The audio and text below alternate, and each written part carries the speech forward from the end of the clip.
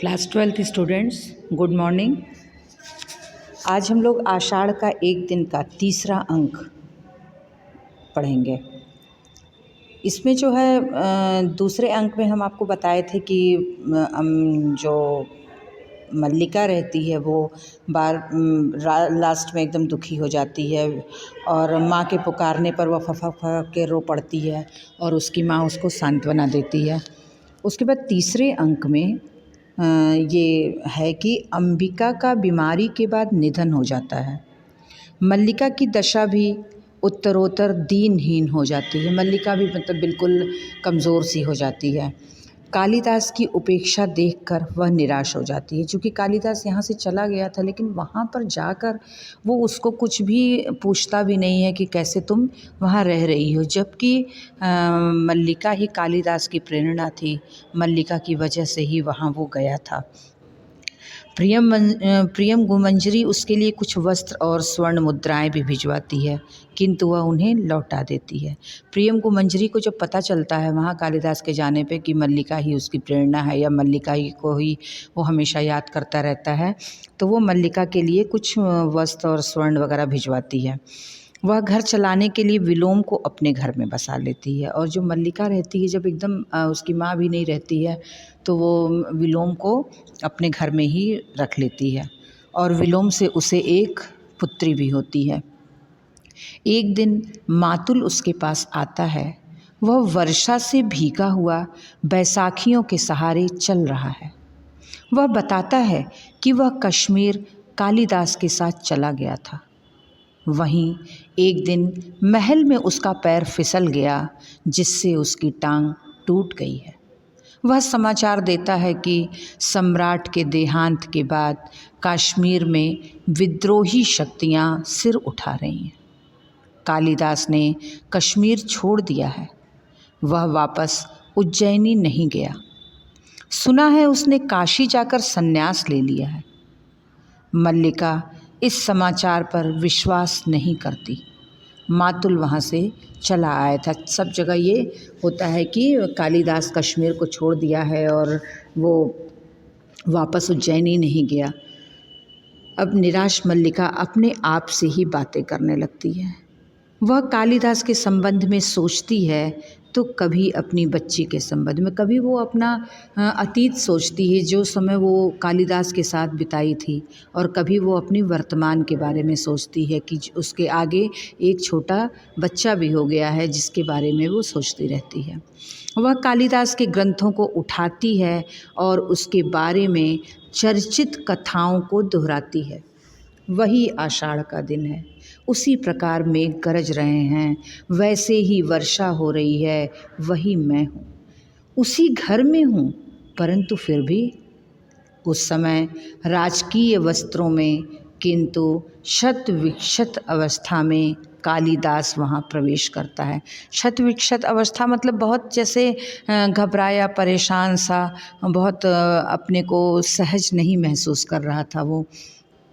दोनों एक दूसरे को देखते हैं और स्वीकार करते हैं कि दोनों को अपनी और एक दूसरे की पहचान खो गई है। दोनों एक दूसरे से खोकर वो बहुत सही नहीं रहते हैं, दोनों ही परेशान रहते हैं। कालिदास मल्लिका के कमरे में बदली हुई व्यवस्था की चर्चा करता है।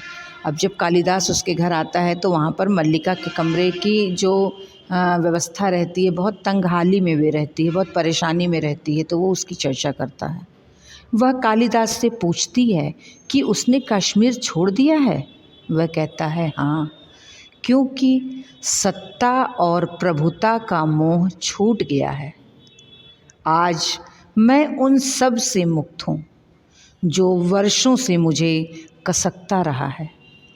कश्मीर में लोग समझते हैं कि मैंने संन्यास ले लिया है, परंतु मैंने संन्यास नहीं लिया। मैं केवल मातृगुप्त के कलेवर से मुक्त हुआ हूँ, जिससे पुनः कालिदास के कलेवर में जी सकूं। कालिदास मल्लिका से अपने प्रेम और आकर्षण की यादों की चर्चा करता है और चाहता है कि जीवन को शुरू से आरंभ किया जाए। तभी द्वार खटखटाने की आवाज़ आती है।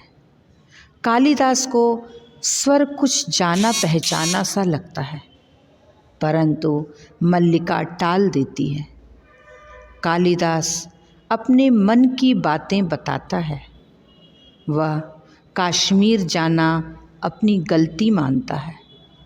वह मातृभूमि के प्रति अपने स्नेह की बात भी करता है। वह अपनी भिन्न भिन्न रचनाओं की मूल प्रेरणा मल्लिका को ही बताता है।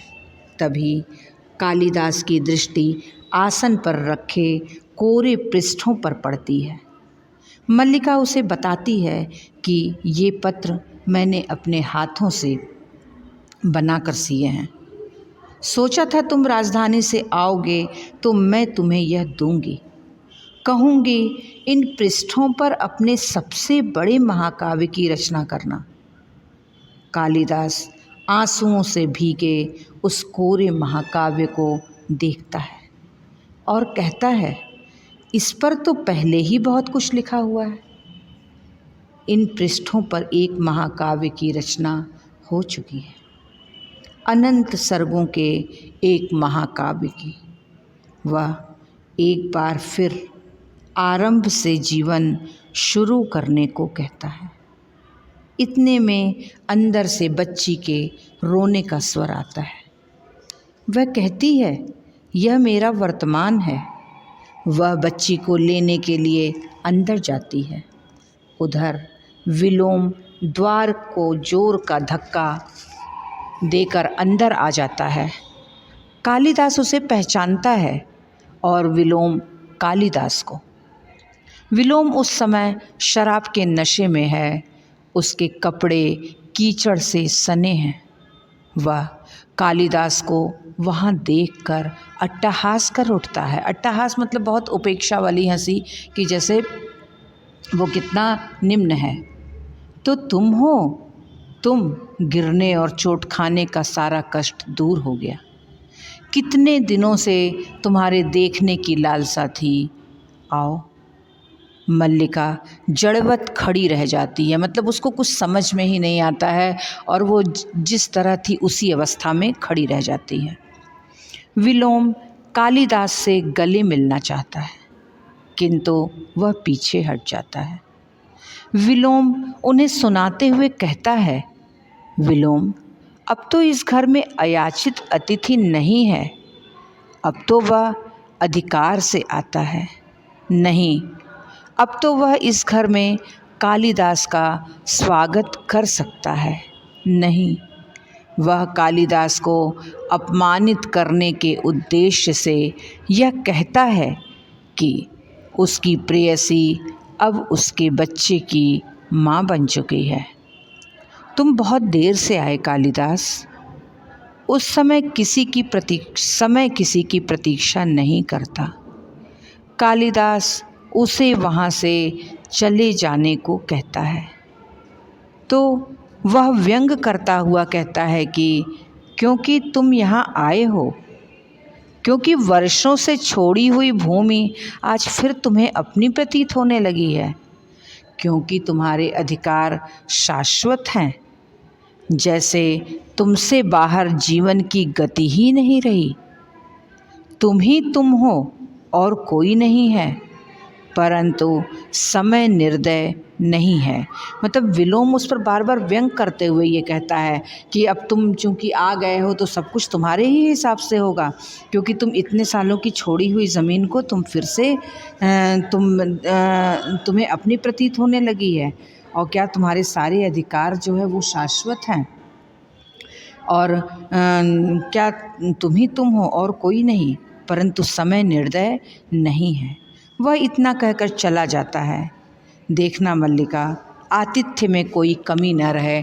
और विलोम जो है वो व्यंग भरी मुस्कान के साथ वो मल्लिका और कालिदास को वहाँ छोड़कर निकल जाता है और मल्लिका से कहता है कि देखो, इसके आतिथ्य में किसी प्रकार की कोई कमी न हो।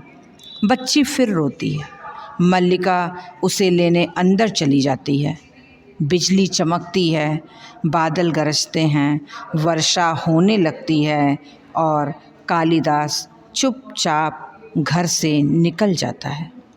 वापस आकर मल्लिका जब कालिदास को नहीं देखती तो दौड़कर झरोखे के पास जाती है। वह देखकर तेजी से दौड़कर ड्योढ़ी के किवाड़ खोल देती है और पुकार उठती है, कालिदास। कालिदास के पैर बाहर की ओर बढ़ने लगते हैं। मल्लिका बच्ची को देखकर जैसे जकड़ जाती है, टूटी सी आकर आसन पर बैठ जाती है और बच्ची को अपने साथ चिपटाकर आवेश में उसे चूमने लगती है। बिजली बार बार चमकती है और मेघ गरजते हुए सुनाई देते हैं। तो बच्चों, ये इसके तीसरे अंक की ये कहानी आपकी है। आप एक बार 11th में पूरा टेक्स्ट बुक से आप पढ़ चुके हैं, बस 12th में आपको एक बार इसका रिवीजन बस करना है और इससे रिलेटेड कुछ क्वेश्चन आंसर हम आपको भेजेंगे, जिसको आप पढ़ लीजिएगा और उसको तैयार कर लीजिएगा। इसके अलावा आपका जो अब तक का सारा चरित्र चित्रण, कालिदास, मल्लिका और अंबिका कथा, इसको आप तैयार रखिएगा। इसके अलावा जो अवतरण से रिलेटेड क्वेश्चन हैं वो भी हम आपको 1-2 क्वेश्चन और भेजेंगे।